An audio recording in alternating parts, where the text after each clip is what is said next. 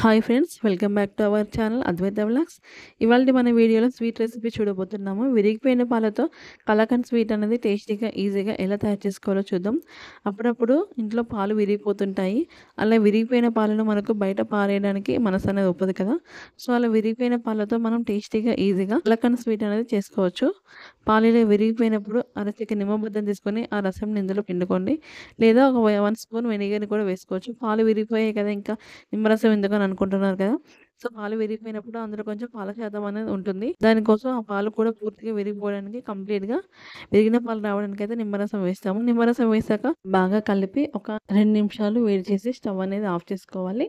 ఇప్పుడు ఈ విరిగిన పాలను ఫిల్టర్ చేసుకొని వాటర్ డ్రైన్ అవుట్ చేసుకోవాలి. ఇప్పుడు వాటర్ అంతా ఫిల్టర్ అయిపోయి విరిగిన పాలు మాత్రమే మిగులుతాయి. సో కొద్దిగా వాటర్ వేసుకుంటూ కలుపుతూ ఉండాలి. ఇలా కలుపుతూ ఉండడం వల్ల నిమ్మరసం ఫ్లేవర్ అంతా పోతుందన్నమాట. పులుపు అనేది పోవడం కోసము ఒక నిమిషం వాటర్‌తో వాష్ చేసుకోవాలి. ఆ తర్వాత విరిగిన పాలను కూడా అదే గిన్నెలోకి యాడ్ చేసుకొని స్టవ్ మీద పెట్టుకోండి. ఇందులోకి స్వీట్‌నెస్‌కి తగినంత షుగర్ కూడా యాడ్ చేసుకొని మిక్స్ చేస్తూ కలుపుతూ ఉండండి. షుగర్ అనేది కరిగేంత వరకు గరిటెతో కలుపుతూ ఉండండి. షుగర్ అంతా కరిగిపోయిన తర్వాత ఒకసారి టేస్ట్ చూడండి. టేస్ట్ చూసి స్వీట్‌నెస్ సరిపోకపోతే మరి కొంచెం షుగర్‌ని యాడ్ చేసుకోండి. షుగర్ కరిగిన తర్వాత ఇలా వాటరీగా ఫామ్ అవుతుంది. వాటర్ అంతా ఎగిరిపోయేంత వరకు మంటని మీడియం ఫ్లేమ్‌లో పెట్టుకొని గరిటెతో కలుపుతూ ఉండాలి. అడుగు మాడిపోకుండా చూసుకోండి. ఫ్లేవర్ కోసం అయితే ఇలాచీ కూడా వేసుకోవాలి. సో మీకు కావాలి అంటే వేసుకోండి. లేదు అంటే స్కిప్ చేయండి.